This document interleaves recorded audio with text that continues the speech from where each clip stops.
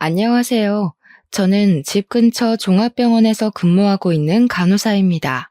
올해로 딱 30살이 되었고 아직 미혼이에요. 사실 결혼을 할 뻔했는데 얼마 전에 파혼했습니다.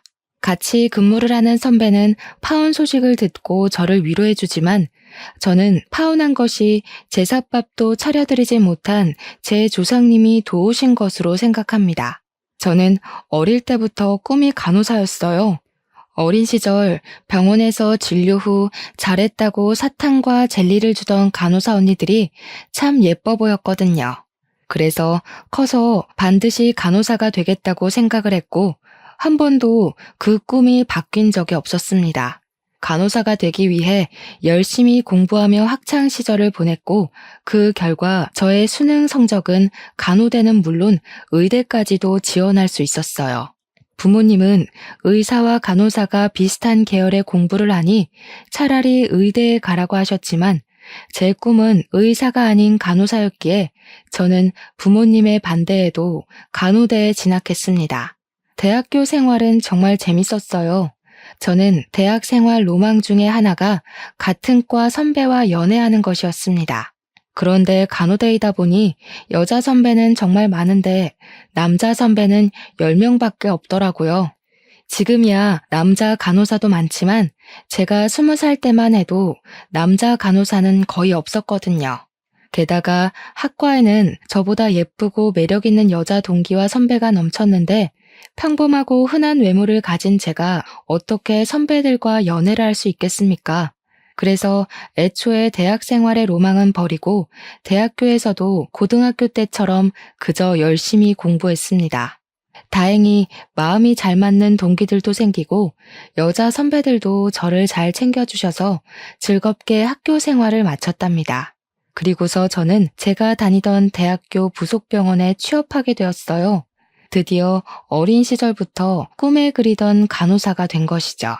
저는 학교 생활을 그동안 잘해왔기 때문에 당연히 병원에서도 잘할 수 있을 줄 알았습니다. 그런데 간호사 생활은 생각만큼 쉽지 않았답니다. 여러분도 태움이라는 단어 들어보셨죠? 병원에서 선배 간호사가 신임 간호사에게 교육한다는 이유로 정신적, 육체적으로 괴롭히는 것이요. 학교 다닐 때 선배 간호사들이 엄청나게 태운다는 이야기를 듣고 걱정은 했지만 내가 잘하면 다 이겨내겠지 생각했거든요. 그런데 막상 당해보니 아니었어요.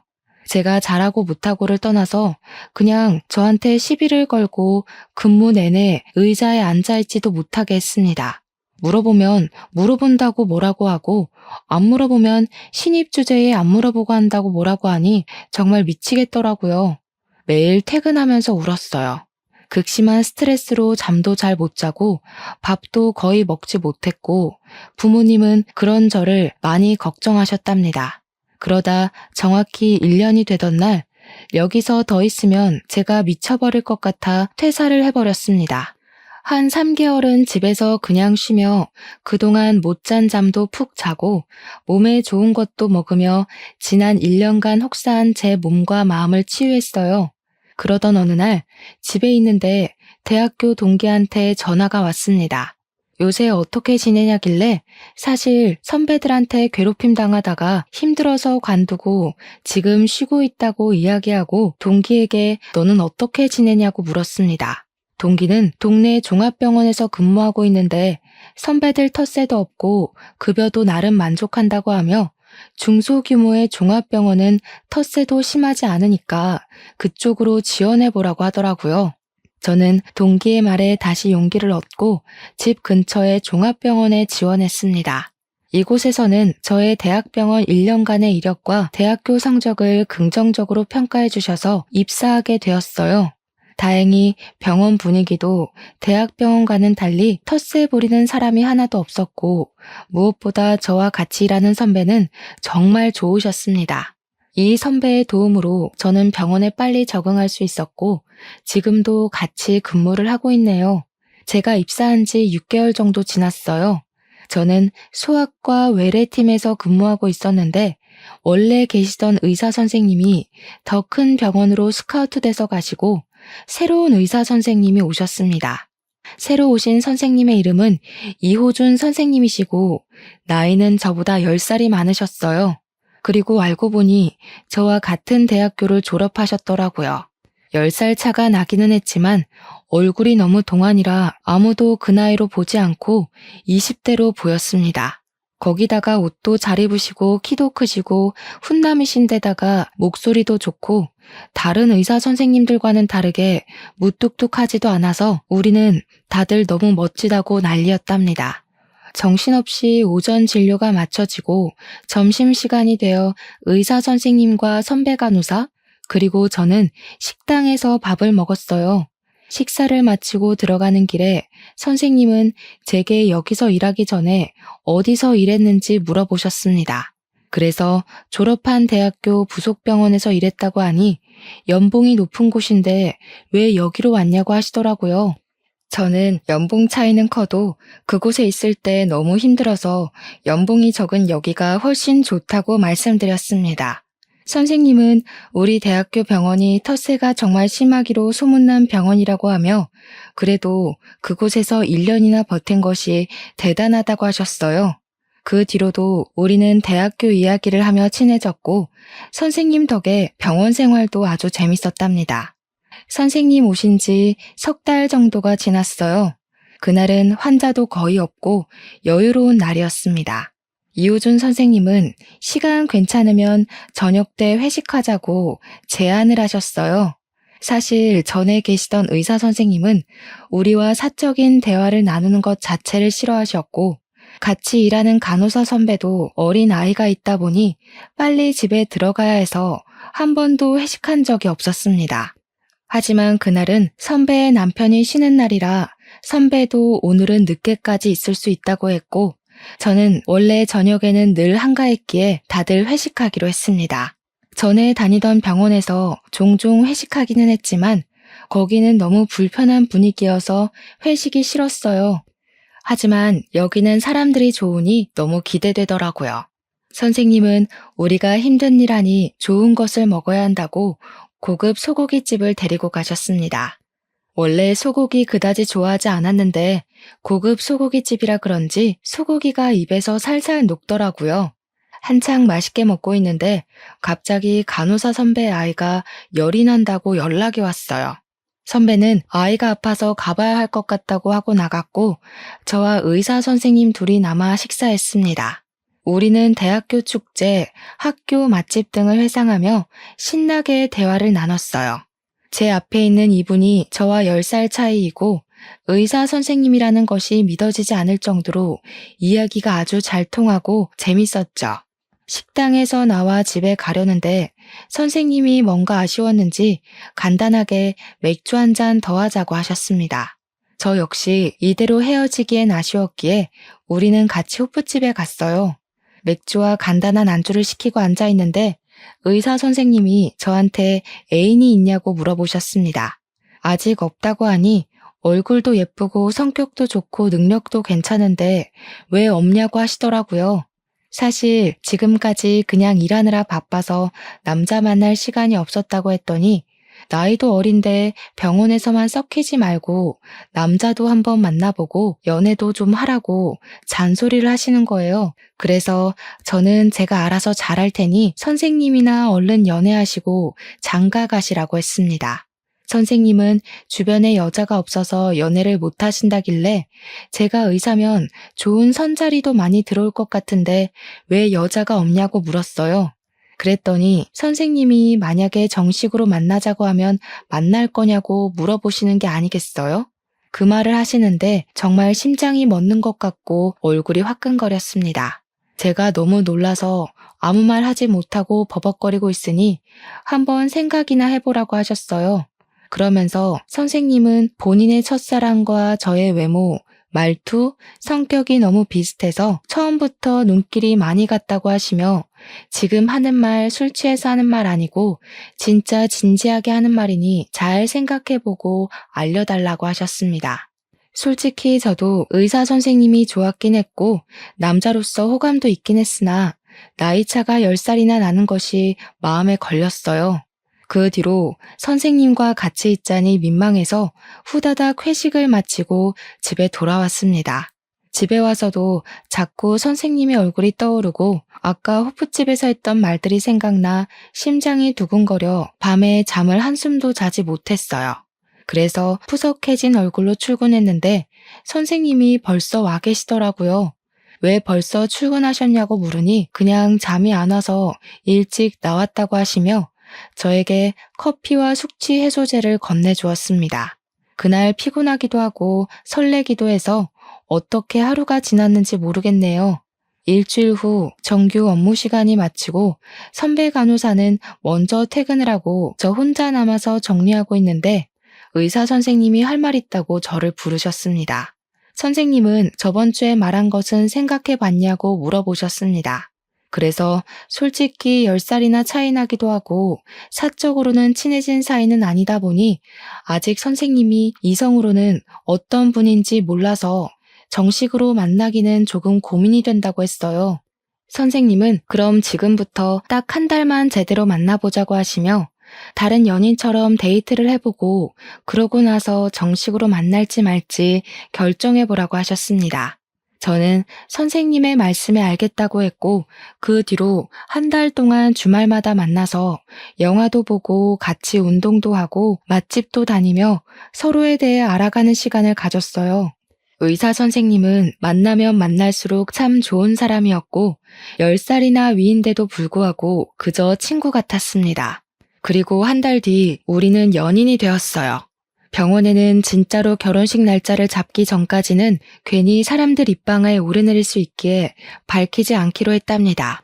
우리는 그 후로 주말마다 같이 캠핑도 다니고 여행도 다니며 없으면 안 될 사이가 되었고 그렇게 1년이 지나 한 살이 더 먹은 선생님은 더 나이 먹기 전에 빨리 결혼하고 싶다고 했어요. 저 역시 선생님이 싫지는 않았기에 알겠다고 하고 이제는 예비 남편이 된 의사 선생님이 먼저 우리 집에 인사를 왔습니다. 우리 부모님은 처음에 나이가 많아 예비 남편을 좋게 생각하지 않으셨어요. 그런데 집에 와서 대화를 나눠보니 책임감도 있고 의사인데도 권위적이지 않다며 좋아하셨습니다. 사실 우리 아버지는 4년 정도 전에 위암 수술을 하셨거든요. 그런데 그때 수술한 병원에서 의사 선생님이 정말 너무 거만하셨어요. 당시에 아버지 옆에 계셨던 엄마와 오빠가 궁금한 부분이 있어서 물어보면 귀찮게 왜 물어보냐는 식으로 말씀하시고 의학 용어들을 잘 몰라서 다시 물어보면 한 번 말할 때 잘 들으라고도 하셨대요.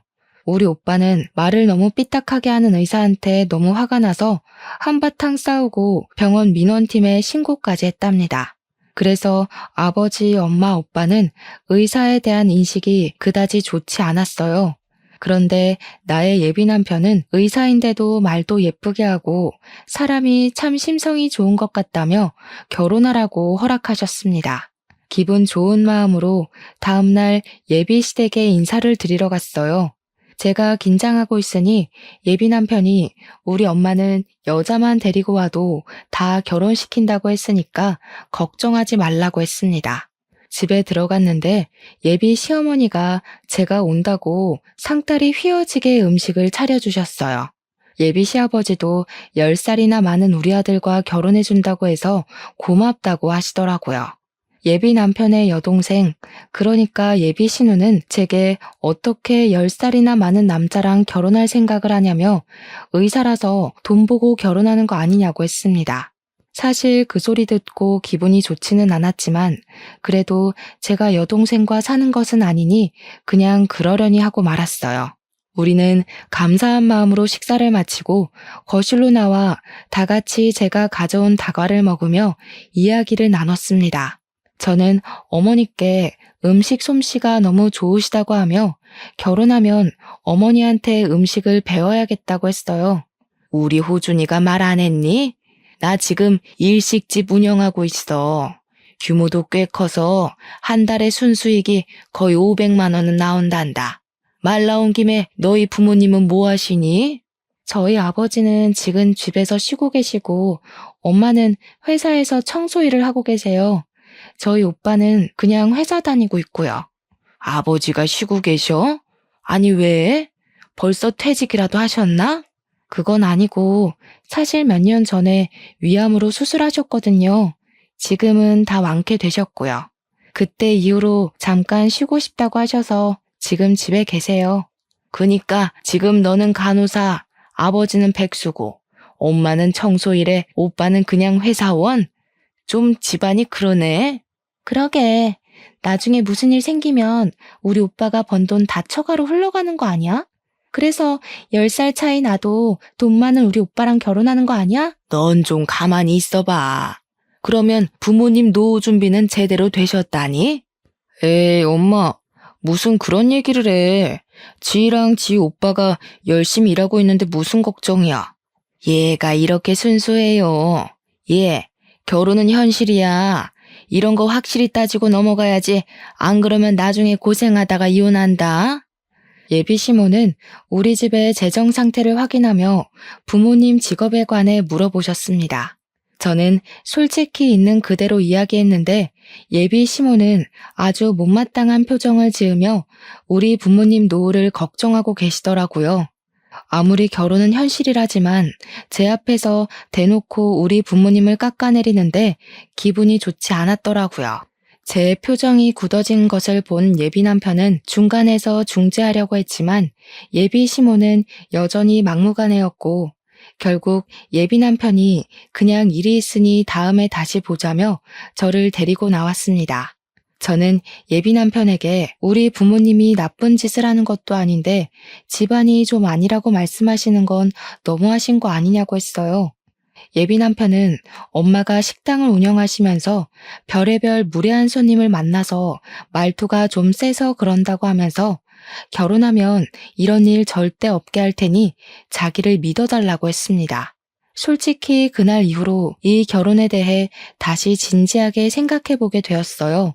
그때가 작년이었으니 제 나이 29살이었거든요. 솔직히 29살이 당장 결혼이 시급한 나이는 아니잖아요. 아직 제가 살아갈 날은 너무 많은데 우리 아버지는 백수, 엄마는 청소 일을 한다는 이유로 제대로 알아보지도 않고 무조건 깎아내리는 사람들과 가족의 연을 맺을 수 있을까 하는 생각이 들었답니다. 저는 이미 결혼한 같이 일하는 선배 간호사한테 예비 시댁에 다녀왔는데 이런 식의 이야기를 들었다고 말했어요. 우리는 비밀 연애를 했기에 선배 간호사도 내게 남자친구가 있는 것은 알아도 그 사람이 의사 선생님이라는 것은 모르고 있었거든요. 이야기하니 그런 집은 결혼하면 개고생한다며 만약에 내 동생이 그런 곳으로 시집간다고 하면 뜯어 말릴 것이라고 했습니다. 저는 그냥 더 마음이 깊어지기 전에 헤어져야 하나 고민했어요. 그 뒤로 저와 예비 남편은 이전과는 다르게 사이가 소원해졌답니다. 그러던 어느 날, 그날은 서류 정리할 것이 많아 늦게 퇴근하게 되었어요. 먼저 퇴근한 예비 남편이 연락 없길래 그냥 집에서 쉬고 있나 보다 했죠. 그런데 집에 가니 예비 남편이 우리 집 주방에서 앞치마를 메고 요리를 하는 것이 아니겠어요?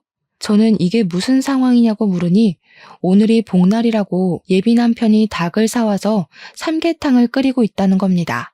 엄마는 그냥 자기가 하겠다는데도 예비 남편이 부엌에 얼씬도 못하게 해서 거실에서 구경만 하고 있다고 했어요. 예비 남편은 늦게 퇴근한 저를 보더니 이제 끝났냐고 고생 많았다고 하며 자신이 끓인 삼계탕 먹어보라고 했습니다. 예비 남편이 끓인 삼계탕은 식당에서 사 먹는 것보다 훨씬 더 맛있었어요. 우리 가족과 스스럼 없이 잘 지내는 예비 남편을 보며 저는 감동하였고 이 사람과 결혼해야겠다고 생각했네요. 예비 남편은 삼계탕을 먹다가 부모님이 상견례 날짜를 빨리 잡으라고 했다며 다음 주에 시간이 되시냐고 물어봤어요. 솔직히 빠르기는 했지만 어차피 결혼하기로 마음먹은 거 빨리 보는 것도 좋은 것 같다며 다음 주로 상견례 날짜를 잡았습니다. 그리고 다음 주 상견례 날이 되었어요. 우리 네 식구는 먼저 와서 자리를 잡고 앉았는데 약속한 시각보다 10분이나 지나 예비 시부모님과 예비 남편이 도착했습니다. 예비 신우는 친구 결혼식을 갔다가 지금 오는 중인데 차가 밀려서 더 늦는다고 하더군요. 예비 시어머니는 늦어서 미안하다고 하며 일식집에 손님들이 계속 와서 좀 도우느라 늦었다고 하셨습니다. 그런데 지 아버님은 백수시고 지 어머님은 청소 일하시는데 노후 준비는 잘 되셨어요? 백수가 맞기는 맞죠. 그런데 저희 먹고 살 만큼 노후는 잘 준비되어 있습니다. 이 사람 말 안 좋게 듣지 마시고 솔직히 결혼이라는 게 두 사람이 좋다고만 해서 이루어지는 건 아니잖아요. 그래서 확인차 엿주는 겁니다. 이해하시죠? 네, 걱정되는 마음 충분히 이해는 갑니다. 그런데 10분이나 늦게 오셔서 갑자기 노후 준비에 관해서 물으시고 우리 부부의 직업부터 묻는 것이 조금 불쾌하네요. 제가 뭐 틀린 말 했나요? 다 지희한테 들어서 이야기하는 건데요. 사실 우리 아들은 의사라 좋은 집 딸들이 결혼하자고 난리가 아니었어요. 부모님이 병원장님인 집도 있었고 변호사도 있었는데 얘가 다 마다하지 뭐예요. 그러면서 간호사인 지희가 제일 좋다길래 마지못해 결혼을 시킨다만 사실 걱정이 되기는 해요. 이제 100세 시대인데 벌써 백수시면 앞으로 어떻게 살아요? 청소일 가지고 생활이 되려나. 그렇다고 자녀들이 억대 연봉을 가진 사람들도 아니고 일반 간호사나 일반 직장인 월급으로는 앞으로 먹고 살기도 빠듯한데 좀 걱정되긴 하네요. 사돈, 너무 걱정하지 마세요. 저희는 제 자녀들에게 손 벌릴 생각 없습니다. 사돈은 무슨? 아직 결혼한 사이도 아닌데 아직 사돈은 이르죠. 함부로 사돈 얘기하지 마세요. 예비 시어머니는 보자마자 부모님의 직업에 대해 온운하며 걱정스럽다는 식으로 이야기하셨습니다. 솔직히 예비 시어머니의 말에도 화가 났지만 더 화가 나는 건 예비 남편의 태도였어요. 저는 예비 남편이 중간에 어머니의 말씀을 끊어줄 줄 알았는데 예비 남편은 다 듣고도 계속 가만히만 있었습니다. 그 모습을 보니 너무 실망스러웠답니다. 표정이 점점 굳어져 가는데 예비 신우가 식당에 도착했어요. 그런데 우리 엄마의 얼굴을 보고선 깜짝 놀라더라고요. 어? 우리 회사 청소부 아줌마 아니에요? 뭐야, 우리 오빠 아줌마 딸이랑 결혼하는 거야? 그리고 지훈 대리님 동생이 지희 씨였어? 아, 그때 회사 화장실에서 울고 계셨던 그분이시구나. 이렇게 만나서 반가워요. 그러게요. 청소부 아줌마의 아들이 지훈 대리님이고 딸이 우리 오빠랑 결혼할 사람이라니. 여기 지희 어머니가 너네 회사 청소하시니? 화장실에서 온 건 또 뭐니? 회사 들어간 지 얼마 안 돼서 선배들이 텃세 부리고 자꾸 갈구잖아. 너무 화가 나서 화장실에서 혼자 울고 있는데 이 아줌마가 들어오더라고. 나한테 위로해 주시고는 나갔어. 예비 신우의 말을 듣자 예전에 엄마가 제게 해주신 이야기가 하나 생각났어요. 엄마가 회사에서 청소 일을 하다가 제 나이 또래 되는 여직원이 화장실에서 울고 있길래 제 이야기를 하며 다들 힘들게 살고 있으니 조금만 힘내라고 했대요. 엄마는 딸 같아서 위로해준다고 한 거였는데 그 여직원이 무슨 꼰대냐고 뭘 힘내냐고 하면서 성질을 내며 나갔다는 겁니다. 그리고 다음 날은 화장실에서 울던 여직원이 회사 계단을 오르다가 넘어져서 일으켜 주었는데 쓰레기 만진 손으로 어딜 만지냐면서 화를 내고는 그냥 휙 사무실로 들어가 버리더래요. 그때 정말 민망했다고 하며 요새 젊은 사람들은 다들 그러냐고 하셨어요. 저는 그때 엄마의 이야기를 들으며 정말 어느 집 딸인지는 몰라도 참 버릇없다고 생각했는데 그 사람이 바로 저의 예비 신우였습니다. 그 이야기를 들으니 예비 신우를 이렇게 키운 예비 시부모님의 인성이 눈에 훤히 보였고 그 예비 시부모님의 밑에서 자란 예비 남편 또한 결혼하면 이기적으로 바뀔 수 있겠다는 생각이 들었어요. 불편한 상견례가 마치고 집에 가는 길에 부모님은 결심하신 듯이 차라리 이 결혼하지 않는 것이 좋겠다고 하셨습니다. 저 역시 상견례 자리에서 예비 시댁의 인성을 보고 결혼을 하지 않기로 생각한 터라 부모님의 말씀에 따르겠다고 했죠. 그런데 뭔가 이대로 그냥 헤어지기는 분했어요. 우리 부모님의 실체도 모르고 막말을 한 시부모님의 코를 납작하게 눌러주고 싶었답니다.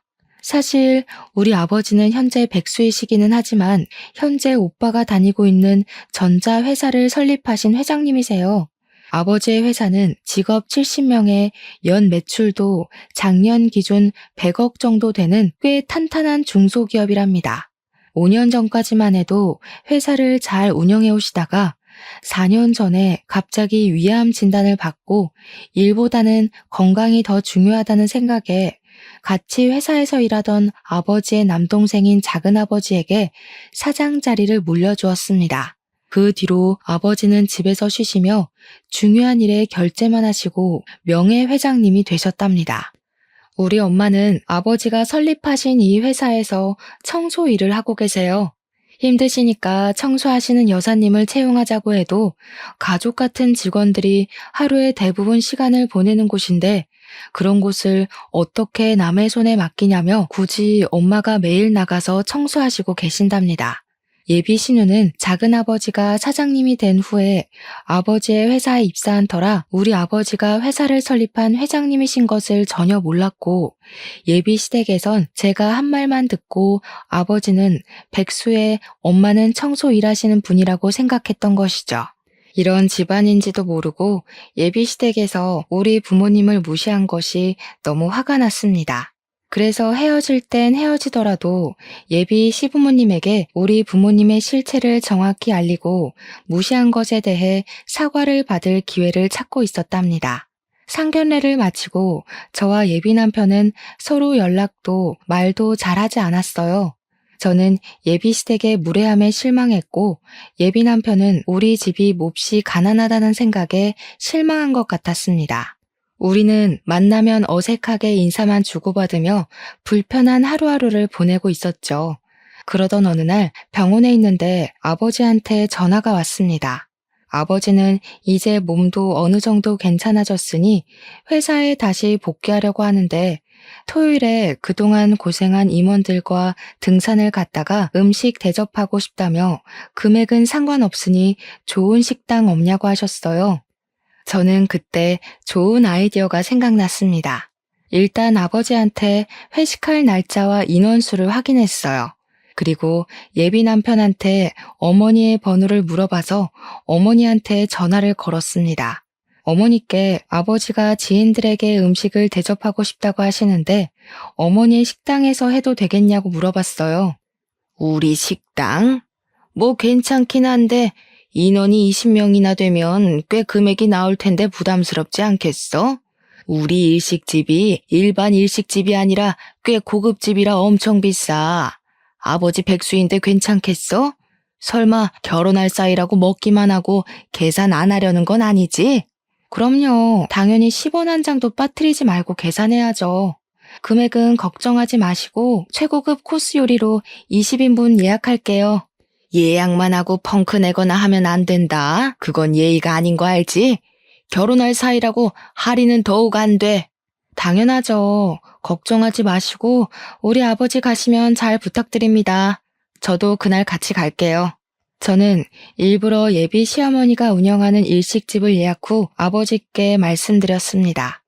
아버지는 갑자기 웬 일식집이냐고 하시길래 그곳이 예비 시어머니가 운영하는 가게이고 예비 시부모님께 아버지에 대해서 제대로 알려드리고 싶다고 했더니 알겠다고 하셨어요. 시간이 흘러 주말이 되었습니다. 아버지와 엄마, 오빠는 등산하러 가고 저는 집에서 조금 더 쉬다가 시간 맞춰서 예비 남편과 예비 시어머니 식당으로 갔어요. 예비 남편은 식당으로 가는 내내 20명이 먹으면 꽤 비쌀 것이라며 걱정했지만 저는 우리 아버지 그 정도 능력은 된다고 했습니다. 식당에 도착하니 예비 신우도 주말이라 부모님을 도와드린다고 와 있었습니다. 왔니? 솔직히 네가 말해서 음식 준비를 하긴 했다만 우리 집 음식 가격이 아주 비싸서 걱정이네. 참. 자리는 다른 예약석들도 있어서 구석진 곳에다가 잡아놨다. 괜찮지? 예비 시어머니는 다른 손님들이 아무도 없음에도 불구하고 화장실 앞 제일 구석진 곳에 음식을 준비하고 계셨습니다.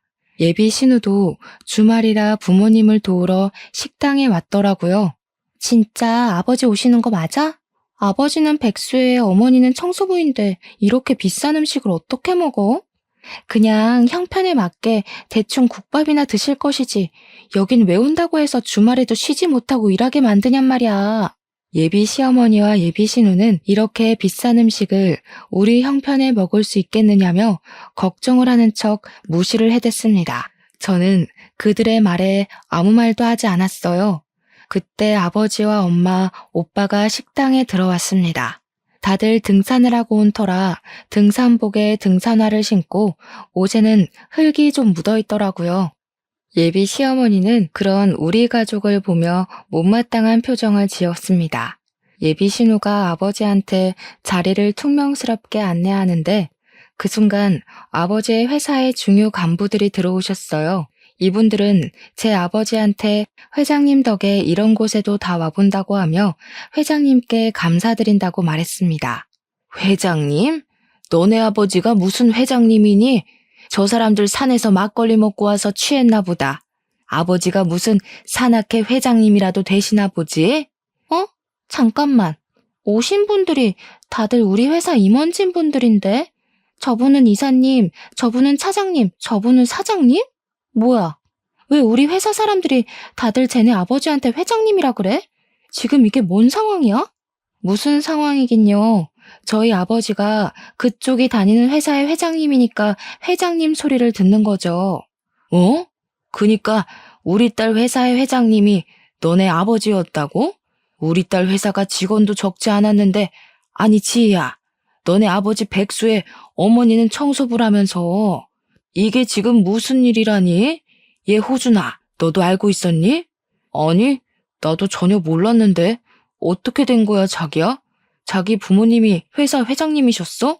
사실 우리 아버지가 회사를 설립한 회장님이신데 아버지의 건강 문제로 5년 전에 물러나신 거예요. 그리고 지금 사장님은 저의 작은 아버지세요. 지금은 아버지의 건강이 회복되셔서 다시 회사로 복귀하시려고 하세요. 그럼 너희 어머니는 청소일 하신다고 하시지 않았니? 네, 청소일 하시죠. 아버지의 회사에서요. 직원들이 하루 대부분을 일하는 곳인데 남의 손에 맡길 수 없다고 하셔서 직접 청소를 하고 계세요. 어머니는 일반 직원들이 이 사실을 알면 편히 생각하지 않을 거라고 하셔서 회사 주요 간부와 우리 가족들 제외한 일반 직원들은 아무도 몰라요. 백수인 줄로만 알았던 우리 아버지가 사실 회장님이라는 것을 알게 되니 예비 남편은 이제 자신은 회장님의 사위가 되는 거냐며 엄청나게 좋아했습니다. 예비 시어머니와 예비 신우도 회장님 따님인지 몰라봤다고 하며 어쩐지 처음부터 인상이 남달라 보였다는 헛소리를 하고 표정이 아주 밝아지더라고요. 그때 아버지가 우리 쪽으로 오셨습니다. 상견례 때는 아버지와 눈도 잘 맞추지 않으려 했던 예비 시어머니가 아버지를 보시고는 고개를 숙여 인사를 했어요. 사돈, 제가 몰라 뵀어요. 저번에는 백수라고 하셔서 그런 줄 알았는데 세상에 우리 딸 회사의 회장님이셨어요? 아니, 왜 그런 말씀을 하지 않으셔서 우리가 오해를 하게 만드셨어요. 오늘 식사 준비 정성껏 할 테니 마음껏 드시고 가세요. 사돈은 무슨 사돈입니까? 우리 딸과 그쪽 아들이 결혼이라도 했어요? 결혼할 사이도 아닌데 사돈이라는 말 함부로 하지 마세요. 아이고, 상견례 때 많이 서운하셨죠? 제가 그때는 제정신이 아니었나 봅니다. 우리 아이들이 서로 좋아하고 하니까 서로 좋지 않은 감정은 털어버리고 좋게 지내요. 앞으로 가족이 돼서 평생 볼 사이잖아요. 아이들이 서로 좋아해요? 저희 딸은 이미 마음 접은 것 같던데. 아무튼 그 얘기는 다음에 하고 일단 저희 음식 좀 더 추가할게요, 아줌마. 예비 시어머니는 아버지에게 사돈이라고 말하며 미안하다고 했지만 아버지는 눈 하나 깜빡하지 않고 사돈 소리 하지 말라고 하셨습니다. 그리고 아버지는 원래 식당에서 근무하시는 분들께도 여사님이라고 하며 존칭을 쓰시던 분인데 예비 시어머니한테는 아줌마라고 부르시더라고요. 회장 사돈을 얻었다고 좋아하던 예비 시어머니는 아줌마라는 단어를 듣고 표정이 싹 굳으셨습니다. 그 모습을 옆에서 지켜본 예비 남편은 저에게 잠깐 할 말이 있다며 건물 복도로 데리고 나갔어요. 복도에서 저는 예비 남편에게 상견례를 하면서 가족들의 인성을 파악했고 그런 분들과 가족의 연을 맺을 수 없을 것이라고 말을 했습니다. 그때는 네가 백수와 청소부의 딸일 때였고 지금은 회장님의 딸이잖아. 그리고 우리 엄마가 그래도 다달이 순이익이 500만 원은 나오는 여기 일식집 사장인데 엄마도 엄마 어울리는 사돈집을 만나고 싶지 않겠어? 나는 그런 생각이 너무 싫어. 청소부의 딸이면 무시당해도 상관없다는 거야? 상견례 때 보니까 너네 집에서 우리 집 백수의 청소부 딸이라고 하며 개처럼 무시할 때 너는 입국 닫고 가만히 있더라? 청소부는 배운 거 하나 없는 멍청한 아줌마나 하는 막일인데 당연히 청소부 딸이라고 소개하면 내가 맥이 빠지지 않겠냐? 회장님 딸이면 언제 회사를 물려받을지도 모르고 아니면 사위인 내가 물려받을 수도 있는 일 아니야? 그래, 청소부인 너네 엄마 개무시한 건 미안한데 그래도 다들 돈 많은 처가 있으면 누구라도 침 안 흘리겠냐? 나 말고도 모든 남자가 다 그렇게 생각할걸? 너 같은 새끼랑 평생을 함께 하려고 했던 내가 등신이다. 네가 직업으로 사람 차별하는 새끼인 줄 알았으면 너랑 시작도 안 했어. 당장 파혼이야. 내 눈앞에서 당장 사라져. 저는 마음 같아서는 그 자식의 뺨이라도 때리고 싶었지만 꾹 참고 그 길로 집에 바로 갔습니다. 그날 밤 회식을 마치고 오신 부모님께 그 자식이 한 말을 하나도 빠뜨리지 않고 그대로 말씀드렸습니다. 부모님 역시 그 자식의 본 모습에 화를 많이 내셨고 저는 그 자식과 절대 결혼하지 않겠다고 했네요. 다음 날이 되었습니다. 집에서 쉬고 있는데 같이 일하는 선배 간호사한테 카톡으로 동영상 하나가 왔어요. 보니까 어제 저와 예비 남편이 음식점 복도에서 말다툼하는 영상이었고 선배는 지금 이 동영상 때문에 난리가 났다는 것입니다. 무슨 일이냐고 물으니 선배의 이모님이 예비 시어머니가 운영하는 일식집 건물을 청소하시는 여사님이시래요. 그런데 어제 건물 복도를 청소하다가 우연히 저와 예비 남편의 다투는 장면을 보게 되었답니다. 그분은 평소에 예비 시어머니와 친하게 지내셔서 예비 남편이 누군지도 알고 계셨다고 해요. 처음에는 아는 집 아들이 싸우니까 말리려고 다가갔는데 예비 남편이 청소부를 무시하는 말을 해서 화가 많이 나셨대요. 그래서 싸우는 장면을 동영상으로 찍었고 이것을 같이 청소하시는 분들께 보여드렸다고 합니다. 그분들은 친하게 지내던 사장님 아들이 어떻게 그럴 수 있냐며 어젯밤 일식집 앞에서 시위했다고 해요. 그런데 이 시위를 하는 것을 본 예비 시어머니 가게 건물주가 이런 가게는 망해야 정신 차린다며 당장 가게 빼라고 했다는 거예요. 그러면서 그때 말했던 그 예비 시부모가 의사 선생님의 부모님이냐고 물었습니다. 저는 미리 말씀을 드리지 못해 죄송하다고 하고 사실 결혼하려고 했는데 이래서 파혼했다고 했네요. 선배 간호사는 잘 생각했다고 하며 그동안 많이 힘들었을 텐데 푹 쉬고 내일 보자고 했습니다. 그리고 월요일이 되었어요. 주말 동안 많은 일을 겪고 전 예비 남편의 얼굴을 보려니 정말 너무 답답하더라고요. 이제 미련이나 아쉬운 감정은 없는데 너무 불편했어요. 그런다고 텃세 없고 가깝고 사람 좋은 이 직장을 관둘 수는 없기에 그냥 최대한 눈을 마주치지 않으며 일하고 있었습니다. 월요일이라 환자가 많아 정신없는데 저 멀리서 낯익은 분이 걸어오셨어요. 보니까 전 예비 남편의 어머니더라고요. 그분은 저를 발견하자마자 화가 잔뜩 나서는 소리를 고래고래 질렀습니다. 재수없는 년, 너 때문에 우리 가게 다 망하게 생겼다. 네가 처음부터 너네 아버지가 회장님이라고 말했으면 좀 좋아? 회장님인 건 말 안 하고 백수의 청소부 딸이라고 처음에 네가 거짓말해서 이 난리가 났잖아. 이제 어찌할 거야? 어찌할 것이냐고. 아줌마, 이게 왜 내 탓이에요? 당시에는 아버지가 백수였고 엄마는 청소일을 하셨으니 사실대로 말한 것뿐인데요. 그리고 지금 병원 진료 중이니 나가요. 이게 어른한테 무슨 말버릇이야? 아줌마? 인연이 이제 결혼 안 한다고 막 나가는 거야 뭐야? 저 역시 지지 않고 큰 소리로 싸우는데 안에서 진료보던 전 예비 남편이 시끄러운 소리에 나왔습니다.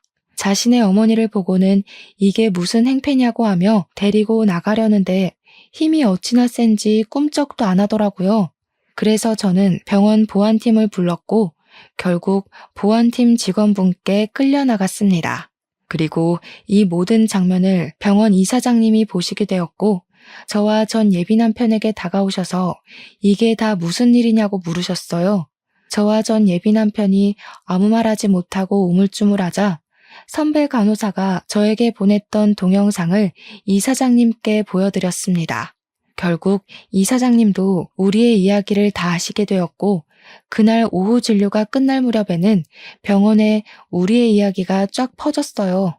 저는 소문이 너무 퍼져서 더는 다닐 수 없을 것 같아 다음날 사직서를 제출했습니다. 수간호사님은 어제 일 때문에 이러는 것이라면 사직서 받아줄 수 없다고 하셨고 제가 사직서를 냈다는 소식을 듣게 된 동료 간호사들도 저에게 직업 가지고 무시하는 사람이 관둬야지 왜 잘못 없는 사람이 관두냐고 했죠. 병원 청소하시는 여사님들도 저만 보면 응원해 주시고 매일 음료수를 잔뜩 사주셨어요. 병원에 소란을 끼쳐 저를 곱지 않게 보실 것으로 생각했지만 오히려 직원분들의 지지를 받았고 저는 더 열심히 일하게 되었답니다.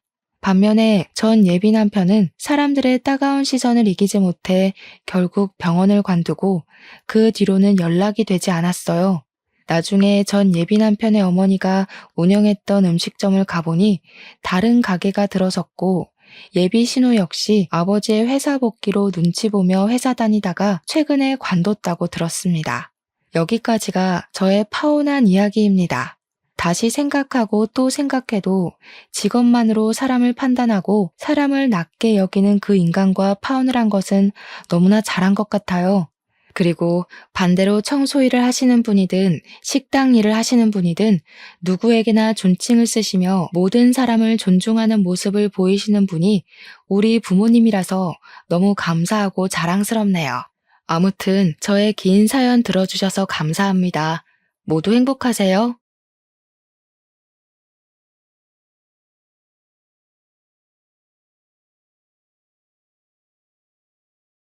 안녕하세요. 종종 듣기만 하던 곳에 제 사연을 보내려니까 부끄러워서 뭐라고 오늘 떼어야 좋을지 모르겠네요. 오늘은 보잘것없지만 많이 화나기도 했고 어떻게 보면 통쾌하기도 한 제 나름의 사이다 이야기를 해보려고 해요. 우선 저는 올해 27살이고 남편은 저보다 1살 많았어요. 시월드라고 하나요? 시집살이를 뜻하는 말이라고들 하는데 솔직히 저는 그런 거는 없었어요. 저희 시어머니는 오히려 되게 좋으신 분이었고 사이가 굉장히 좋은 편이었거든요. 남편에게는 나이 터울이 조금 있는 누나가 한 분 계셨어요. 저보다는 1살 많았지만 집에서는 막내였던 거죠. 하지만 남편에게는 터울이 조금 있는 누나가 있다 보니 집에서 매우 아기 같은 존재 같더라고요. 그것도 매우 아기 같은 막내. 맞아요. 오늘 제 이야기의 주인공은 시어머니가 아닌 시누이입니다. 저와 제 남편은 친구의 소개로 만나게 되었어요. 제 친구 아는 오빠가 제 남편이었거든요. 솔직히 처음에는 연애를 할 생각은 없었어요. 연애에 꽤 많이 지친 상태이기도 했고 이전 연애에서는 늘 연하만 만났었다 보니 제가 누나라는 이유로 데이트 비용을 더 부담해야 한다거나 하는 일들이 잦았거든요. 보다 못한 친구가 답답했는지 저에게 자기 아는 오빠가 있는데 소개받아 볼 생각이 없냐며 제안하더라고요. 솔직히 썩 내키지는 않았어요. 하지만 어쩌겠어요. 친구 부탁인데. 그렇게 저는 대학교 다닐 때에도 해본 적 없는 생애 첫 소개팅이라는 것을 해보게 되었어요. 약속 장소에 가는 내내 어찌나 걱정이 되던지 친구에게 계속 징징거렸던 것 같아요. 하지만 친구는 웃기는 소리 하지 말라는 식으로 가볍게 무시해버렸죠. 자리에 앉아서 기다리고 있는데 친구가 손을 번쩍 들며 누군가에게 인사를 하더라고요. 그쪽으로 시선을 돌리자 순간 세상이 멈춘 것만 같은 기분이었어요. 안녕하세요. 박지영이라고 합니다. 연지한테 이야기 많이 들었어요. 연지가 되게 예쁘다고 엄청 입이 닳도록 말하더라고요. 듣던 대로 엄청 미인이시네요. 아, 안녕하세요. 저는 자세히 들은 게 없었어가지고 죄송해요. 아, 제 이름이 김나리예요. 저희보다 1살 많으시다고 들었는데 편하게 말 놓으셔도 돼요. 연지랑 저랑 동갑이니까. 네, 그게 제 남편과 저의 첫 만남이었어요. 너무 어색한 나머지 헛소리까지 내뱉었죠. 그렇게 영화도 보고 밥도 먹고 다시 카페에 들어가 한결 편해진 상태로 대화도 많이 나눴었던 것 같아요. 그렇게 그날 남편은 제 연락처를 땄고 몇 번의 데이트를 거쳐 연애까지 골인했죠. 그런데 사람 욕심이라는 게 연애도 그리 빠르게 시작해놓고 이 남자를 만나면 만날수록 빨리 결혼하고 싶다는 욕심이 커지더라고요. 그렇게 저희는 바로 상견례 날짜부터 잡게 됐어요. 양가 부모님을 모시고 상견례를 하게 된 날, 처음 뵙게 된 시어머니가 될 분은 정말 고우셨고 너무 친절하셨어요. 그날 시누이도 같이 나왔는데 시어머니보다 더 시어머니처럼 거의 본인이 키운 거나 다름이 없다며 남편에게 잘해주라고 신신당부를 하시더군요. 하지만 이때까지만 해도 시누이와 나이 터울이 조금 있다고 해서 동생을 잘 챙겨주는 건가 보다 했습니다. 하지만 사건이 터지는 것은 얼마 지나지 않아서였어요. 상견례도 마쳤겠다 결혼 준비를 슬슬 해야만 했죠. 웨딩 플래너를 알아봐야 하나 고민하고 있었는데 대뜸 시누이에게 연락이 온 거예요. 자기가 도와주겠다면서요. 결혼 준비라는 게 힘든 일이잖아요. 그런데 시누이는 자기가 여동생이 있었다면 이런 걸 같이 준비해보고 싶었다 말하며 선뜻 나서줬어요. 저는 그 마음이 감사해 같이 다니기로 했죠. 예비 신랑 또한 둘이 사이가 좋은 모습을 보니 좋다며 좋아하더라고요. 이 기회에 더 가까워지면 좋겠다 했죠. 시누이와 함께 웨딩드레스도 구경해보고 가구들도 구경해보기로 했었어요. 웨딩드레스를 먼저 구경하고 이것저것 입어보며 시누이가 뭐가 더 예쁜지 같이 고르는 거를 도와줬죠. 예비 신랑이 봐줬으면 더 좋았겠지만 남자친구는 일이 너무 바빴고 시누이와 둘이 남매니까 보는 눈도 비슷하겠거니 생각하며 시누이만 믿고 있었어요. 나중에 예비 신랑과 한 번 더 와서 최종적으로 결정을 하기로 하고 함께 가구를 보러 갔죠. 그리고 문제는 거기에서 터진 거였어요. 냉장고부터 침대, 테이블 등등 같이 구경하다가 시누이가 갑자기 잠시만 화장실 좀 다녀오겠다며 자리를 비우더라고요. 저는 혼자 기다리면서 구경하고 있었죠. 그런데 1시간이 흐르고 2시간이 흘러도 시누이는 올 생각을 안 하는 거예요. 혹시라도 무슨 일이 생긴 거는 아닌지, 아파서 쓰러지기라도 한 거는 아닌지 괜히 온갖 상상이 휘몰아치기 시작하면서 걱정이 되더라고요. 그래서 더는 안 되겠다 싶어서 화장실에 가봤어요. 화장실에 들어가니 시누이 목소리가 들리는데 저도 모르게 숨을 참고 몰래 듣고만 있을 수밖에 없었어요. 우리 아기 결혼하면 누나 아쉬워서 어떻게 하지? 어릴 때에는 그렇게 누나랑만 살 거라고 하더니 결혼 안 하고 누나랑 평생 살기를 바랬는데 누나 진짜 너무 서운해. 우리 아기 아직 이렇게 아기인데 무슨 결혼이야 도대체? 응? 그냥 결혼 안 하고 누나랑 죽을 때까지 살면 안 돼? 이런 식의 말들을 하고 있더라고요. 저 아기가 시누이의 남자친구를 말하는 거였으면 좋았겠지만 시누이는 남자친구가 없다고 했었기에 저는 바로 알아챌 수 있었습니다. 바로 제 예비 신랑과 하는 대화였던 거예요. 순간 제가 뭘 들은 거지 싶었어요. 아무리 나이 차이가 많이 나고 아끼는 동생이라고 해도 어느 남매가 자기 동생한테 아기라고 부르면서 결혼하지 말고 누나랑 살자는 이야기를 하냐고요.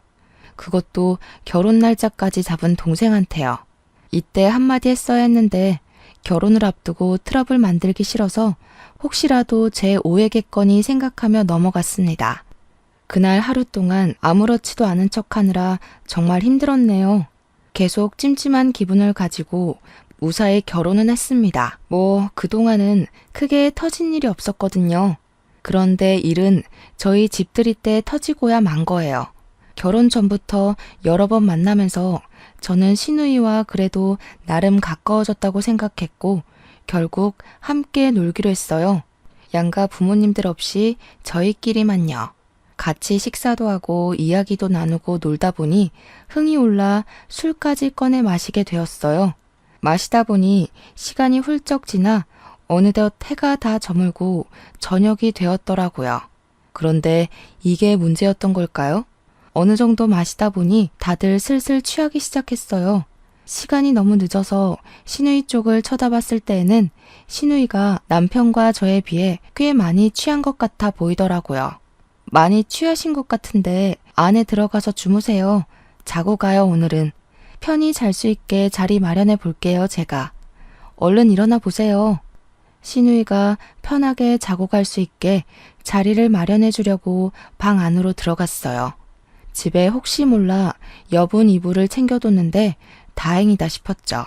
그렇게 신우이가 잘 공간을 마련해주고 다시 거실로 나갔는데 보지 않았으면 좋았을 꼴을 보고야 말았습니다.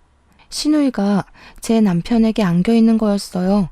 뭐 자기 동생이니까 여기까지는 어떻게든 이해해 보겠는데 더 참을 수 없는 상황은 더 있었어요. 아기, 누나 두고 진짜 결혼할 거야? 누나가 세상에서 제일 좋다고 했잖아. 누나가 너를 어떻게 키웠는데 누나를 두고 결혼을 해? 누나 진짜 속상해. 아기, 누나한테 뽀뽀. 얼른. 잘못 들었다고 믿고 싶었지만 누가 들어도 신우이가 제 남편에게 뽀뽀를 해달라고 조르고 있는 상황이었어요. 제가 어안이 벙벙한 상태로 보고 있으니 남편과 제 눈이 마주쳤고 남편은 제 눈치를 보면서 이러지도 못하고 저러지도 못하고 있는데 신우이가 대뜸 제 남편의 입술에 입을 맞추는 겁니다. 아무리 자기 동생이 나이 차이가 많이 나서 애기 같고 귀여워 보인다고 해도 자기 동생 마누라도 보고 있는데 이거는 너무 예의가 아니잖아요. 진짜 미안해 자기야. 누나가 너무 많이 취했나 봐. 부모님은 늘 일하느라 바쁘셔서 나는 거의 누나 손에 컸었거든. 그래서인지 누나가 자기가 엄마라고 착각이라도 하는 건가 봐. 누나 술 깨면 내가 앞으로는 절대 술 마시지 말라고 한마디 할게. 정말 미안해. 남편도 당황스러웠을 텐데 그렇게까지 말하니 신우이에게는 화가 안 풀렸지만 차마 남편에게는 더 뭐라고 할 수가 없겠더라고요. 그래서 그날은 남편 체면도 있고 하니 넘어갔습니다. 신우이가 아침에 술이 깨면 한마디 할까 했는데 남편이 한다기에 그것도 간신히 참았네요. 그래도 남편 덕분에 저는 더 이상 신우이와 얼굴을 붉히게 될 일이 없을 줄 알았어요. 하지만 신우이는 본인이 했던 행동들을 전혀 기억하지 못하는 건지 아니면 남편이 신우이에게 제대로 한마디 못한 건지 뭔지는 몰라도 신우이가 저희 집에 자꾸 연락도 없이 찾아오는 거예요. 어머 옳게. 집 상태가 왜 이래? 먼지 잔뜩 쌓인 것 좀 봐. 지금 이 먼지들을 우리 지영이가 먹고 있는 거야? 나 너무 속상하다. 청소 좀 똑바로 해야겠어. 내가 우리 지영이를 얼마나 소중하게 키웠는데. 신우이는 시어머니보다 더 시어머니 같은 사람이었어요. 진짜 시어머니도 이렇게까지는 말씀 안 하셨다고요. 그러면서 그날은 하루 종일 제가 청소할 때마다 제 뒷공무니만 따라다니면서 여기를 더 닦아라, 저기를 더 쓸어라. 아주 잔소리가 끝이 없었습니다. 이게 끝이면 다행이죠. 옳게. 냉장고에는 왜 이렇게 먹을 게 없어? 내 동생 설마 굶기는 거는 아니지? 얘 태어나서 한 번도 끼니를 굶어본 적이 없는 애야. 내가 굶긴 적이 없으니까 잘 챙겨줘야 해. 도대체 이 집에서는 뭘 먹으면서 살아? 설마 이런 풀떼기만 먹이는 거는 아니지? 냉장고까지 뒤적거리면서 먹을 게 있나 없나 확인하고 자기 동생에게 뭘 먹이는 거냐며 설마 풀떼기만 먹이는 거냐고 잔소리를 바가지로 긁더군요. 확 그냥 엎어버릴까 하다가 미안해서 어쩔 줄 몰라 하는 남편이 생각나 또 참게 되더군요. 남편만 아니었더라면 머리채 잡고 싸웠을 것 같아요. 하지만 제가 참으면 뭐하나요? 마치 제 인내심을 테스트라도 하듯 신우이의 시자 노릇은 난이도가 점점 올라가더군요. 하루는 남편의 귀가가 너무 늦어지는 것 같아서 남편에게 전화를 걸어봤어요. 남편이 하는 말에 저는 결국 열이 오르고야 말았습니다. 여보, 나 진짜 미안한데 오늘 하루만 누나 집에서 자고 가야 할 것 같아. 누나가 오늘 혼자 있기에는 너무 우울하다고 나보고 자고 가라고 하네. 우울하다는데 혼자 두고 가면 괜히 무슨 일이라도 낼까봐 너무 걱정이 돼서 그래. 오늘 하루만 자기가 봐주라, 응? 내일 아침에 일찍 집에 들어갈게. 이제 하다 자기네 집에서 자고 가라고 꼬드기는 겁니다. 꼬드기는 시누이나 거기에 넘어가는 남편이나 둘이 너무 답답하고 화가 났어요. 이게 뭐 하루 이틀이면 그러려니 하죠. 시도 때도 없이 부르고 남편은 자기 누나 걱정이 된다면서 툭하며 자고 오는데 이 인간들 설마 가족끼리 넘지 말아야 될 선을 넘는 건가 싶을 정도로 의심스럽고 수상하기만 했어요. 결혼은 나랑 했는데 도대체 왜 저 인간들끼리 더 부부처럼 굴고 있는 건지, 왜 내가 뒷전이 되어야만 하는 건지 아무리 고민을 해봐도 이해가 되지를 않는 거예요. 결국 참다가 터지고야 말았어요. 적어도 남편에게는 말해야겠다 싶었죠. 여보, 나 진짜 못 참겠어. 하루 이틀이어야 내가 참고 넘어가지. 내가 바보야? 시어머니도 안 그러시는데 도대체 형님이 왜 이러는 건데? 무슨 갑자기 집에 와서는 청소를 제대로 하니 마니 냉장고에는 먹을 게 있니 없니? 게다가 당신은 왜 자꾸 부르는 건데? 당신은 왜 또 자꾸 거기에서 자고 오는 거고? 당신이 결혼한 게 나인지 형님인지 헷갈릴 지경이야. 나 너무 스트레스 받아서 이렇게는 못 살겠어. 내가 진짜 미안해. 자기야, 하지만 나에게는 엄마나 다름이 없는 누나라서 자꾸 우울하다고 하니까 어쩔 수가 없었어. 누나가 나쁜 생각이라도 하면 어쩌나 걱정돼서 그랬던 거야. 앞으로는 누나가 불러도 절대 안 갈게. 내가 누나한테 간섭하지 말라고 당부를 해볼게. 잘 말할게 내가. 화 풀어주라 여보. 너무 화가 나서 남편에게 쏘아붙이기는 했지만 저도 알고는 있었어요. 남편보다는 시누이가 더 나빴다는 거. 남편의 잘못이 아예 없는 것도 아니었지만 남편에게 이렇게까지 화를 낼 필요는 없었다는 것을요. 남편도 시누이가 과하다는 것을 알고는 있었던 것 같은데 자꾸 우울하다는 식으로 나오니까 하나밖에 없는 누나라 걱정도 되고 저는 그것 때문에 화만 내니까 이러지도 저러지도 못하는 것 같더라고요. 하지만 원래 이런 갈등에서는 남편의 역할이 정말 중요하다고 하잖아요. 남편 선에서 충분히 그어줄 수 있는 부분인데 그걸 다 받아주고 있으니 너무 야속하게만 느껴졌던 거예요. 그래도 남편이 어떻게든 제 기분을 풀어줘 보겠다면서 애교를 부리는데 마음이 살살 녹더라고요. 내가 이래서 이 남자랑 결혼했었지 하는 생각도 들고 제법 믿음직스러웠어요. 하지만 제가 이 사연을 보내게 된 이유가 시어머니도 아닌 시누이라고 했듯이 시누이는 남편의 당부에 쉽게 수그리고 들어올 인물이 아니었던 거죠. 그래도 자기가 그렇게 죽고 못 사는 아끼는 동생 말이니 듣겠거니 생각했는데 시누이는 그게 아니었나 봅니다. 어느 날 갑자기 시누이에게서 전화가 온 거예요. 옳게 도대체 내 동생한테 뭐라고 말했길래 내 동생이 나한테 이러는 거야? 한 번도 나한테 화내거나 대든 적도 없는 착한 애인데 얘가 왜 이러냐고. 옳게는 진짜 사람이 너무 이기적이고 나쁜 사람이구나. 내 동생한테 이상한 것 좀 가르치지 마. 전화를 받자마자 들려오는 시누이 목소리. 그런데 대뜸 소리를 고래고래 지르면서 온갖 막말을 하시는 거예요. 순간 너무 놀랐어요. 여태껏 살면서 누군가에게 크게 화나는 거를 내본 적이 없는 성격이었고 남편 또한 동글동글한 성격 탓에 연애하면서 싸울 때에도 큰 소리 한 번을 내본 적이 없는 사람이었어요. 그래서 남편이 시누이에게 당부하겠다고 했을 때에도 믿음직스럽기도 했지만 한편으로는 불안하기도 했었죠. 이 사람이 과연 잘 말할 수 있을까? 시누이가 말을 들어줄까? 하는 그런 마음이요. 그런데 역시나였던 거죠. 형님, 제 남편이에요. 저랑 결혼한 사람이라고요. 결혼을 안 해보셔서 결혼이 뭔지 모르시는 거예요? 안 해봐도 결혼이 뭔지는 다 알지 않나요? 제 인생의 동반자라는 소리예요. 형님과 제 남편 사이에 제가 끼어든 게 아니라 저와 제 남편 사이에 형님이 끼어들고 계신 거라고요, 지금. 결국 저도 참는데 한계가 왔고 안 되겠다 싶어 한마디 던졌습니다. 이런 말도 못 뱉으면 계속 당하고만 살 것 같더라고요. 뭐? 끼어들어? 올케. 말 한번 참 섭섭하게 한다.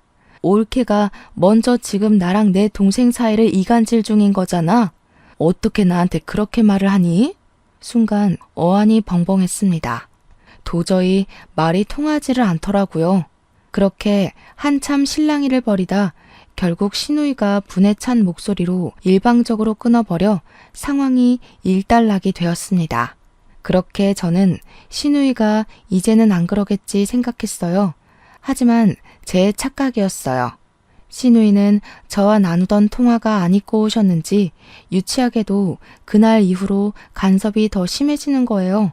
이전까지는 그래도 대놓고 그러지는 않았어요. 은근 저도 헷갈리게 만들었죠. 뭐지? 지금 뭐 하자는 거지? 둘이 진짜 남매 맞아? 근친 아니야? 나 열받게 하려고 고의적으로 이러는 건가? 그런 혼란스러운 마음이 들게끔 정말 티 안 나게 은근슬쩍 남편의 관심을 사려고 해서 이런 의심을 품는 제 자신이 이상한 것만 같다는 생각을 하게끔 만들었었어요. 하지만 통화 이후 신우이는 아예 대놓고 남편이 제 옆에는 오지도 못하게 하고 자기 옆에만 두려고 하는 게 눈에 확 보이더라고요. 늘 누나의 과잉 보호를 받으며 자란 남편 눈에는 그딴 게 보일 리가 없었고 제 눈에만 거슬릴 뿐이었죠. 저것들이 일부러 나 모르게 저러는 건가 싶다가도 남편은 여전히 제 눈치만 조심히 살피고 있었어요. 마치 누나가 내 말을 안 들어주는 거야. 나는 정말 이러고 싶지 않아. 믿어줘 자기야. 하는 것 같은 눈빛을 계속 보내더라고요. 하루는 시아버지 제사를 지내야 하는 날이었어요. 그래서 저는 아침 일찍부터 부지런히 남편과 함께 시댁으로 향했죠. 가자마자 시어머니가 저를 환하게 반겨주셨고 시어머니와 함께 제사 준비를 하고 있었죠. 그런데 아니나 다를까 신우이는 그 사이 냉큼 남편을 꼬드겨 둘이 놀기 바쁘더군요. 시어머니까지 도와주고 계신 마당에 본인 아버지 제사인데 저렇게 여유를 부리고 있다는 게 너무 이해가 안 갔고 이게 바로 텃세인가? 시월드 신우이 버전인가? 그런 생각까지 들더군요. 형님, 지금 시어머니도 같이 도와주고 계신 것 안 보이세요? 그렇게 할 일이 없으시면 제 남편이랑 놀고만 계시지 말고 제발 같이 좀 도와주세요. 지금 형님 옆에 있는 제 남편은 편해 보이기는커녕 되게 어색해 보이고 계속 아까부터 눈치만 보고 있거든요. 뭐라는 거야. 우리 애가 나를 얼마나 좋아하는데. 올케가 뭘 안다고 저번부터 자꾸 오지랖이야? 헛소리 말고 일이나 좀 똑바로 해. 우리 아빠 제사 지내는 날까지 짜증나게 시비야? 더는 말이 통할 것 같지가 않았어요. 남편의 말에도 소용이 없다면 시어머니 말씀은 통할까 싶어 제사를 다 지낸 후에야 시어머니에게 조용히 다가갔죠. 드릴 말씀이 있는데 시간 괜찮으시냐 여쭤보니 냉큼 잠깐의 고민도 하지 않으시고 바로 무슨 일이냐고 자리에 앉아보라고 하시더라고요. 요즘 형님 때문에 너무 고민이에요. 터울이 있는 것도 알고 형님이 거의 남편을 키운 거나 다름이 없다는 이야기도 들어서 얼마나 아끼는지 잘 알고 있어요. 하지만 제가 아내인데 자꾸 형님이 제 남편 아내라도 되는 것처럼 구세요. 집에 오셔서는 청소가 어쩌니 냉장고에 먹을 거는 없니부터 시작해서 요즘은 남편이 집에 들어오지를 않아요. 형님이 우울하다면서 자고 가라고 했대요. 아이고, 이게 다 무슨 일이래니? 다 내 탓인 것 같다. 영감이 애들 어릴 때 하늘로 떠나고 나 혼자 애들 둘을 키워야 하다 보니 내가 일을 안 하면 안 됐어. 일 때문에 나가 있는 시간이 많다 보니 아들을 돌봐주지를 못해서 네 형님이 계속 돌봐준 건데 애착이 너무 심해져서 집착까지 된 모양이다. 내가 미안하게 됐다, 새아가. 시어머니 말씀으로는 남편이 어릴 때 시아버지가 돌아가셨고 그래서 시어머니가 홀로 남편과 시누이를 키워야만 했다고 하셨어요. 혼자 키우면 힘들 법도 하지만 당시 시누이가 동생을 마치 자기 자식이라도 되는 것처럼 돌봐준 덕분에 편하게 밖에서 일을 하고 올 수 있었다 말씀해 주셨어요.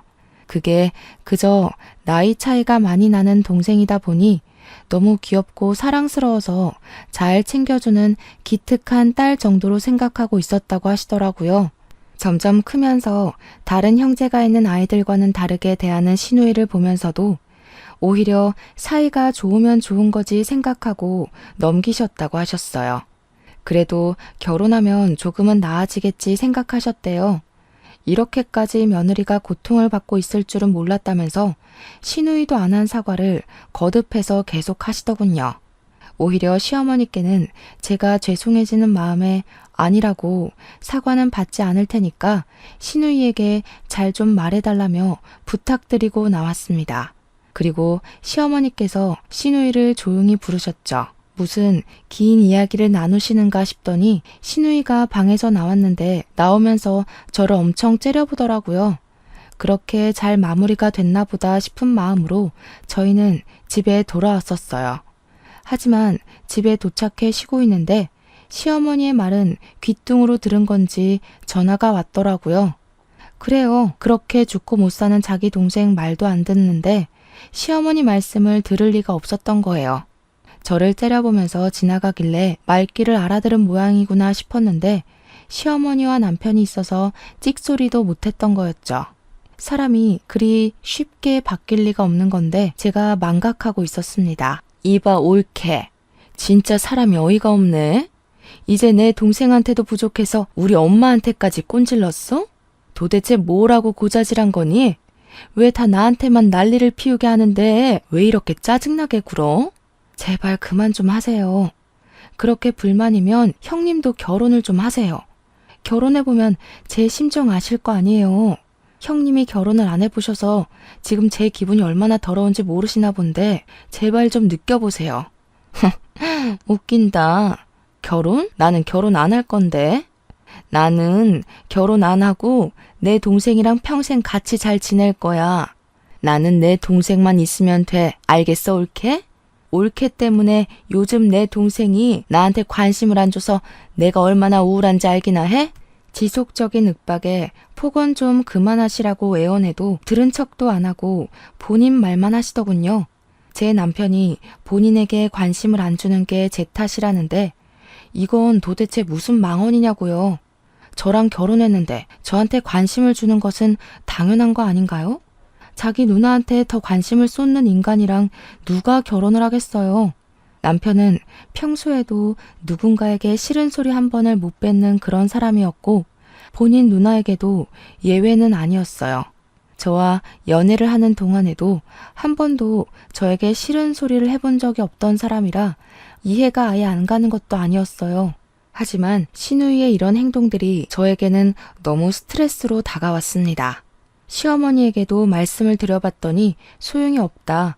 도대체 시누이는 당신을 어떻게 생각하길래 이러는 거냐며 화도 내봤지만 남편은 당부를 했는데도 누나가 말을 안 듣는 것 같다고 그저 미안하다고만 하더라고요. 말을 안 한 것도 아니고 했는데도 안 듣는다는데 어쩌겠어요. 남편이 중간에서 너무 안쓰러워 어떻게든 그래 나 혼자 참아보자. 내가 참으면 되지. 그냥 무시하자. 그렇게 생각하고 넘기려고 노력도 해봤어요. 하지만 저는 썩 좋은 사람은 아니었나 봅니다. 그러던 어느 날 갑자기 배가 너무 아프더라고요. 처음에는 괜찮아지겠지. 요즘 스트레스가 너무 심했나 보다. 이따가 약이나 먹어야지 하면서 며칠을 버텼던 것 같아요. 그러다 한계가 왔던 건지 극심한 통증으로 인해 결국 쓰러져서 병원에 실려가게 된 거예요. 정신을 차려보니 병원이었고 남편이 옆에서 제 손을 꼭 붙잡고 초조한 표정으로 바라보고 있더라고요. 여기는 어디야? 나 왜 여기에 있어? 얼른 집에 가자. 자기야, 무슨 별것도 아닌 걸로 병원까지 오고 그래. 가만히 있어. 자기 오늘 집에 못 가. 당분간 입원해야 한대. 의사 선생님이 스트레스성 위경련이래. 안정을 취하라고 하셨어. 도대체 뭐 때문에 그렇게 스트레스를 받았던 거야? 나한테 말을 하지. 말했었잖아. 말을 했는데 그쪽에서 다 개무시한 거잖아. 자기도 알면서. 그래도 나는 자기 생각해서 참아보려고 했던 거야. 알지도 못하면서. 남편 말을 들어보니 의사 선생님께서 스트레스성 위경련이니 스트레스 안 받게 안정을 취하라고 했다며 당분간 입원해야 하니 꼼짝도 말라고 했습니다.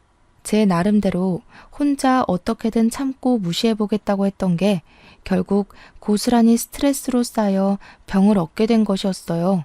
제 말에 남편은 곧 시무룩해지며 자기가 못난 남편이라고 미안하다며 곧 울기라도 할 것 같은 표정으로 사과하는 거예요. 그 모습이 어찌나 짠하던지. 남편은 제가 입원해 있는 동안 하루도 빠짐없이 퇴근하면 저에게 달려와 줬죠. 하지만 신우이가 이번에는 병원까지 찾아왔더라고요. 뒤늦게 알게 된 건데 시어머니께서 애가 스트레스성 위경련으로 병원에 입원했다고 하는데 네가 스트레스를 너무 줘서 그런 탓이니 가서 사과하라고 하신 것 같더라고요. 신우이를 보자 저는 어리석게도 혹시라도 사과하려고 온 건가 반성이라도 조금 한 건가 그런 기대를 품었는데 제 착각이었던 것 같아요. 병원에 입원했다더니 진짜네? 뭐 많이 아픈 거야? 겉으로 보기에는 별로 아파 보이지도 않는구먼. 엄살 좀 그만 피워 옳게. 누가 보면 깜짝 속겠네. 적당히 좀 하세요. 어쩜 이렇게 적당이라는 거를 모르세요? 나이도 드실 만큼 드셨으면 적당이라는 걸 아셔야죠. 이제는 저도 좀 지치네요, 형님. 신우이는 마치 얘 말하는 싹수 좀 보세 하는 눈빛으로 저를 바라보더군요. 하지만 저도 눈 하나 깜빡하지 않고 신우이를 보고 있었어요. 그러자 신우이는 작전을 바꾼 듯한 표정으로 씩 웃더군요. 이쯤 되면 짐작이 되실 텐데 저희 신우이 여태껏 제 이야기만 들어봐도 사과할 사람이 아니라는 것쯤은 다들 눈치를 채셨겠죠? 제 기대에 짓밟기라도 하듯 신우이는 저에게 또 시비를 걸기 시작하더라고요. 그나저나 옳게 되게 편해 보이네. 스트레스성 위경련이라면서. 어우, 스트레스는 여태껏 누가 줬는데 왜 옳게가 엄살을 다 피우고 그래? 웃긴다 정말. 본인이 한 행동들은 생각 안 하고 제가 본인에게 스트레스를 줬다고 책임을 전가하더군요. 사람이 이렇게까지 이기적이고 경우가 없을 수도 있구나 싶기도 하고 환자 앞에서 이러는 인간도 있구나 했어요. 이렇게 몰상식한 인간과 대화를 해야 하나 싶었습니다. 양심이 적당히 없어야 말이죠. 형님, 저 의사 선생님이 최대한 스트레스 받지 않도록 안정을 취하라고 하셨거든요. 형님이랑 대화를 하고 있으면 제가 벽을 보면서 대화를 하고 있는 기분이 들어요. 그러니까 시비 걸려고 오신 거면 그냥 가주세요. 다시는 오지 않으셨으면 좋겠어요. 어머, 옳게. 진짜 야박하다. 나는 그래도 옳게 아파서 입원했다고 하길래 걱정돼서 와본 건데 내가 그렇게 미워? 정말 다 엄살이었구나? 이렇게 성질 낼 기운이 있는 거 보니까 딱 느낌 왔어. 그러면서 제 성질을 살살 긁더니 가더군요. 잠시 물을 가지러 나갔던 남편이 돌아와서는 그 모습을 보더니 놀라서 허겁지겁 달려와 저에게 괜찮냐고 물어보니 신우이가 제법 서운했는지 잔뜩 토라진 얼굴로 남편에게 뭐라 하는 거예요. 자기야, 괜찮아? 누나는 뭐야? 왜 왔어? 나리한테 또 뭐라고 한 거 아니지? 제발 그만 좀 해. 내가 부탁했잖아. 내가 얼만큼 누나한테 실망해야 돼? 누나는 내 말이 말 같지도 않아? 뭐? 야, 누나 진짜 서운하다. 누나한테 인사가 먼저 아니야? 그리고 내가 너를 어떻게 키웠는데 진짜 너무 서운하다. 결혼하고 나니까 사람이 이렇게 변하네. 저 계집애가 그렇게 좋니? 얼마나 야가 빠졌는지 너는 아무것도 몰라. 누나야말로 정신 나갔어? 지금 환자야. 환자한테 이래도 되는 거야? 나는 누나가 이 정도로 나쁜 사람인 줄은 몰랐어. 누나한테 진짜 실망이야. 아무리 그래도 내 마누라인데 좀 잘해줄 수는 없어? 그렇게 남편이 화를 내자 신우이는 꽤나 서운했는지 울면서 나가더군요. 하지만 남편이 아무리 뭐라고 해도 들을 사람이 아니라서 매번 병원을 찾아와 저에게 시비를 걸어왔습니다. 의사 선생님의 안정을 취하라는 말을 지키기 힘들 정도였어요. 오히려 더 악화되지나 않으면 다행일 정도였죠.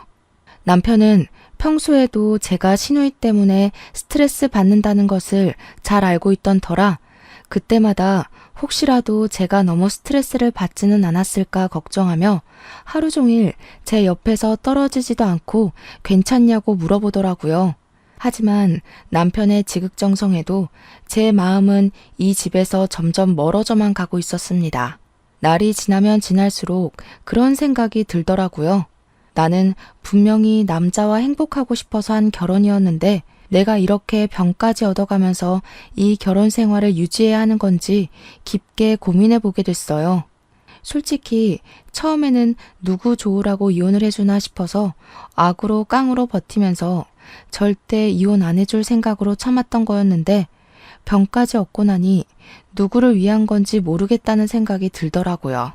저는 이 일을 계기로 제 자신을 위해서 남편과 이혼을 결심했고 남편에게 이혼을 제안했어요. 남편은 자기가 잘못했다며 미안하다고 이혼만큼은 참아달라며 애원했지만 저는 더는 이렇게 살 자신이 없었어요.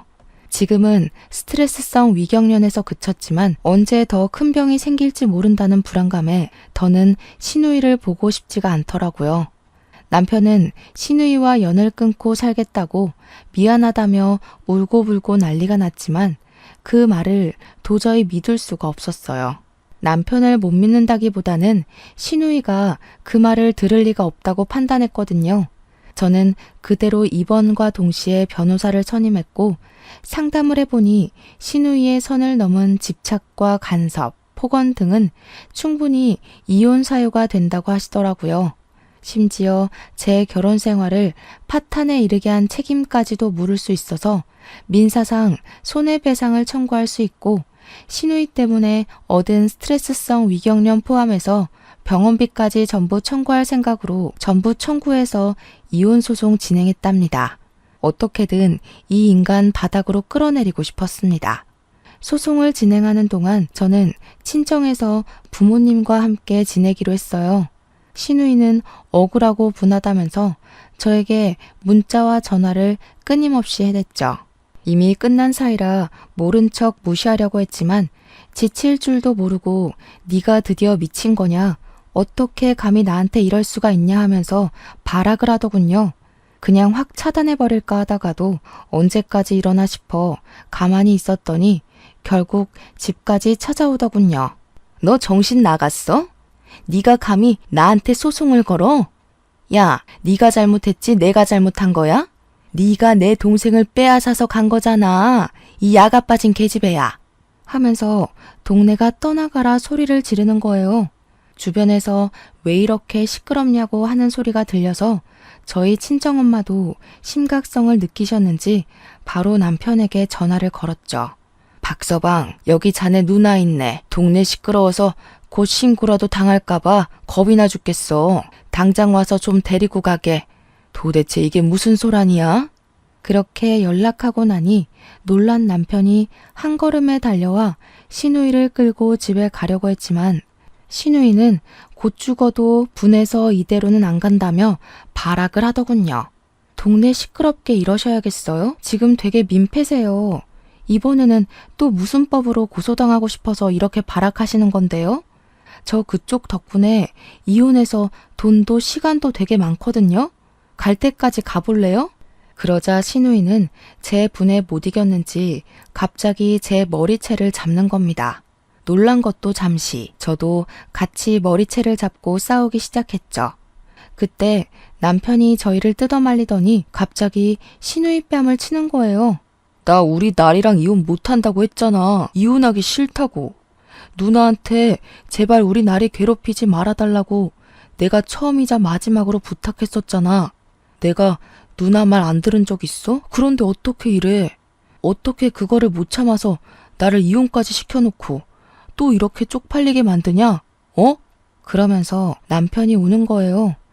시누이는 충격이 꽤 컸는지 그 자리에서 굳어서 한참을 멍 때리고 있더라고요. 그러더니 네가 어떻게 누나한테 이러냐면서 펑펑 우는 거예요. 딸이야, 제발 다시 한 번만 생각해줘. 응? 이거 이혼 소송 취소하자. 제발. 나 진짜 너 없으면 안 돼. 너 없으면 살 수가 없어, 여보야. 그러면서 남편이 무릎을 꿇고 비는데 솔직히 마음이 살짝 흔들릴 뻔했어요. 하지만 신우이는 끝까지 도움이 되지는 못하더라고요. 야, 너 지금 이게 무슨 짓이야? 당장 안 일어나? 네가 무슨 무릎을 꿇어? 고작 이딴 계집애가 뭐라고 무릎을 꿇어? 누나는 제발 조용히 하라고. 얼마나 더 내 인생을 망칠 건데. 우리 날이랑 끝나면 나도 진짜 누나 얼굴 다시는 안 보고 살 거야. 언제까지 나한테 매달릴 건데. 남편이 화내면서 신우이 뺨을 때리는 거예요. 남편이 그렇게까지 화내는 모습은 만나는 동안 정말 처음 보는 것만 같았어요. 신우이는 남편의 그런 반응이 처음이라 많이 놀랐는지 한참을 넋을 놓고 있다 이내 그 자리에 주저앉아 펑펑 울더군요. 남편은 조금 안쓰럽기는 하더라고요. 남편은 저를 많이 사랑해줬고 저 또한 남편을 너무 많이 사랑했지만 사랑 하나만 보면서 버티기에는 제 몸이 견뎌주지를 못하니 그저 답답하기만 할 노릇이었어요. 남편에게 일어나라며 손을 내밀어주니 받아주는 거냐며 기대에 가득 찬 말투로 물어보는데 그저 미안하다는 말밖에는 할 수가 없었어요. 옆에서는 신우이가 계속 씩씩거리면서 째려보고 있더라고요. 태양인 줄 알았어요. 아주 그냥 뜨거워 죽겠네. 그러다 사시미 눈깔 돼요. 그리고 그 성격 좀 고치세요. 그렇게 지금처럼 굴면 네 동생 앞으로도 장가 평생 못 가요. 장가 못 가면 평생 네 옆에 있어줄 줄 알고 속으로 웃었죠? 그런데 어쩌나 장가 못 가면 네 동생 네 얼굴도 안 볼 텐데. 잘 생각해 보세요. 이제 우리 집에서 꺼져요.